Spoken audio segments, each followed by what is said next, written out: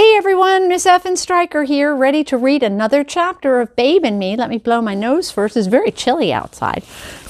And of course, I didn't have any tissues when I was outside. That's about par for the course, isn't it? Okie dokie. Chapter 13, Fathers and Sons. When I woke up the next morning, I couldn't hide my excitement. The newspaper slipped under the door confirmed that it was Saturday, October 1st, 1932, the date of the called shot. Ready? Dad asked after he'd showered and dressed. Ready as I'll ever be. We decided to go out and get some breakfast and head over to Wrigley Field, but as we stepped through the front door of the hotel, somebody tapped me on the shoulder. Hey, you boys want to go grab some grub? I am starved. Dad and I turned around. It was Babe. He had his collar turned up and his hat pulled down over his eyes. Well, Dad and I looked at each other. We were hungry, but after what had happened in the restaurant Thursday, neither of us really wanted to share another meal with Babe. We just wanted to get him to Wrigley Field in time for the game. We didn't have to make up an excuse because a man limped over to Babe and pulled on his sleeve. Babe ignored the guy and asked us again if we wanted to go out to eat. I'm sorry to bother you, Mr. Ruth, the man said, but my son may be dying. Well, that got Babe's attention. He looked at the man. The man was wearing an old, tattered gray coat. There were holes in it. He had a sad, sad face, like life had really worn him down.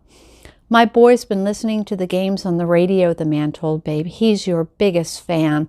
Could you spare a bat, a ball, an autograph, Babe? Anything from you would mean so much to him. Where do you live?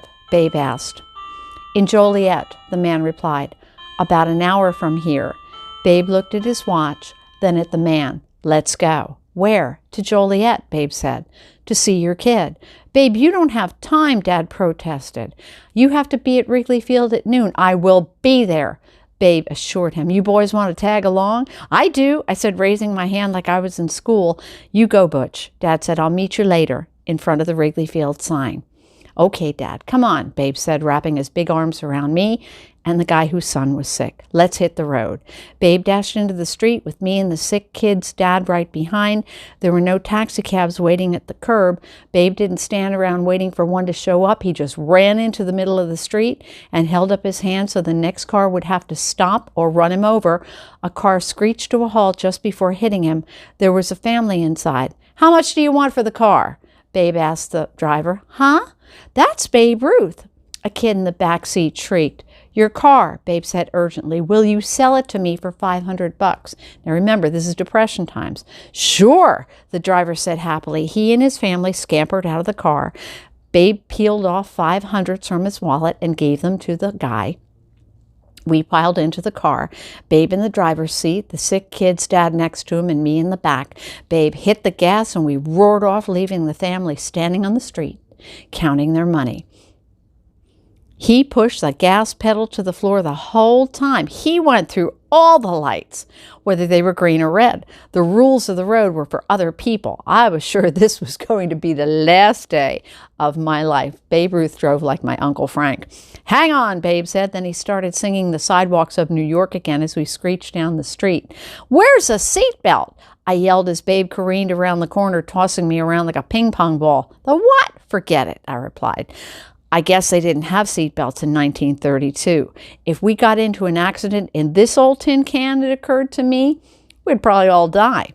The dashboard was made of steel. There were no headrests. Something told me this car was not equipped with anti-lock brakes or airbags.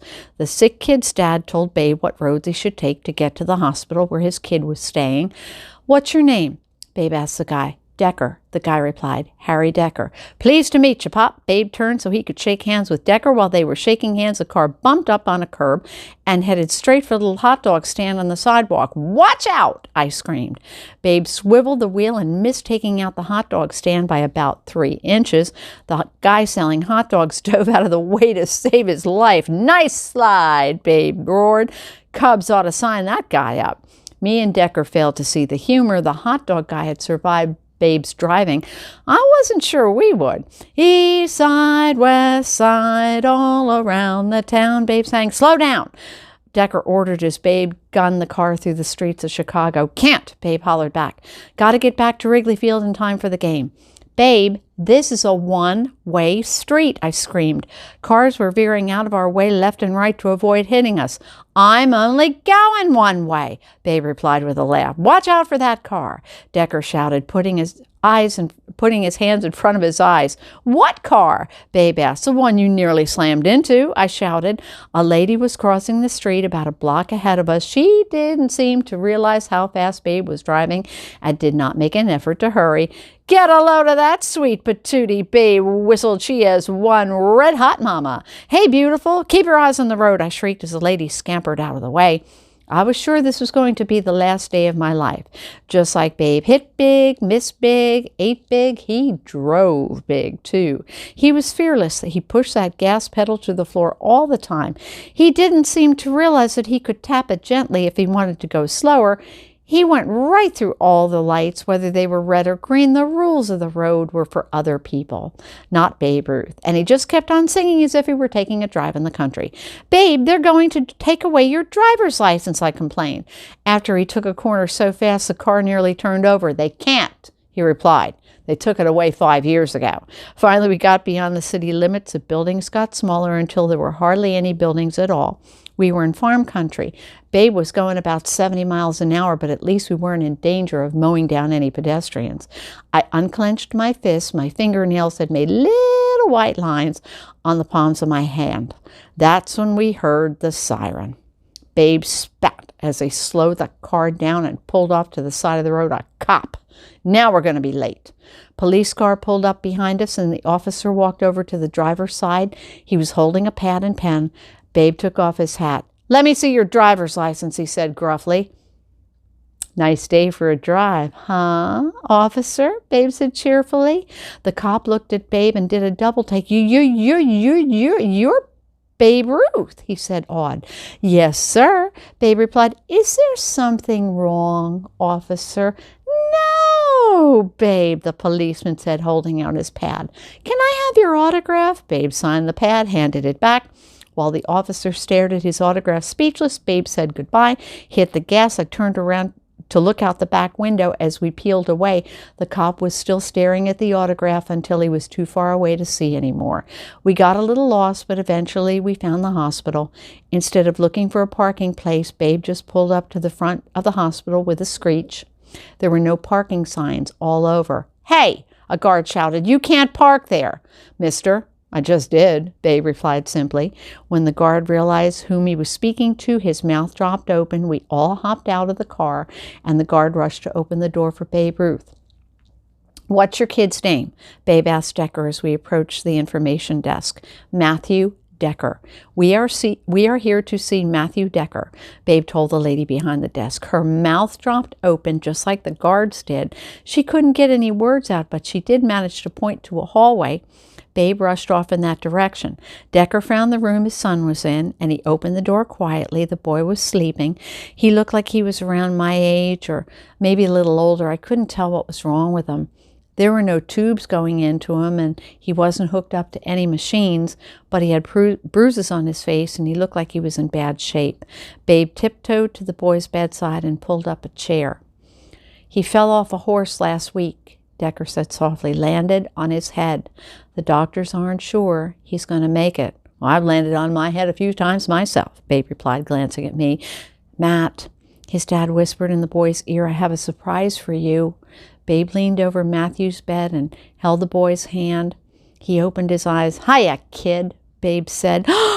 "Babe Ruth," he croaked. "In the flesh, kid. Say, you look like you're a pretty good ball player. You rest up good, and pretty soon you'll be out of this joint. Riding horses again. You stay here. Come here. Come here. Come here. Hey. Hey.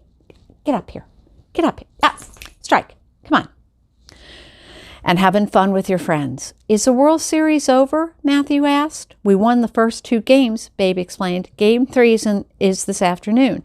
You know, kid, I feel kind of hitterish today. Maybe I'll knock a homer for you." "You will?" Matthew asked. "For me? You promise?" "Well, I can't promise," Babe chuckled, "but I'll try. I'll make a deal with you. I'll try to hit a homer if you try to get better." "I will," Matthew exclaimed. "In that case, I might just hit a couple, Babe said. A bat, glove, and ball were on the windowsill, along with Matthew's other things. Get over here. Babe went over, come here, and picked up the gear. It's not polite to go riding on stuff that doesn't belong to you, Babe said, reaching into his jacket, but I hope you won't mind if I sign my name on these. I don't mind, Matthew said happily. Babe autographed the bat, ball, and glove. Matthew's dad couldn't stop repeating thank you. I thought Matthew was going to leap out of the bed and start dancing, magically cured. Well, we better get going, or I'm not going to be hitting nothing, Babe told the Deckers. Bye, Babe, Matthew said. So long, kid. When we got into the hallway, Babe leaned heavily against the wall and began to cry. His shoulders bobbed up and down, and big tears slid down his cheeks. He pulled a handkerchief out of his pocket and wiped his eyes with it. It's okay, Babe, I said, comforting him. You made him feel better. It's not that, Babe said, blowing his nose. You're so lucky. You got a good dad, kid. What are you talking about? That guy came all the way to the hotel to get an autograph for his sick kid. Your dad brought you all the way from Kentucky.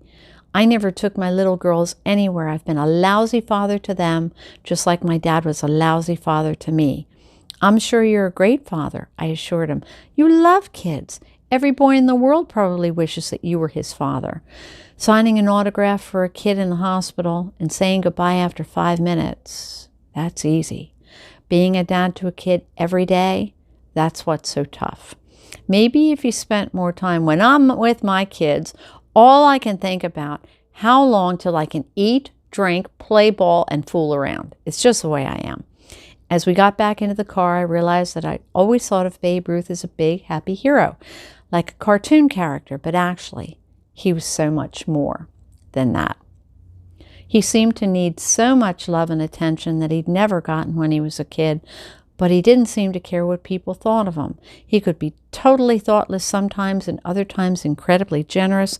Sometimes he was rough, and other times he was tender as a puppy. He was happy and outgoing on the outside, but in private he could be sad and emotional. He loved kids, but he couldn't love his own kids. He was like a little immature kid himself. Babe drove back from the hospital as fast as he'd driven getting there, but more quietly. He didn't sing the whole way. He barely spoke.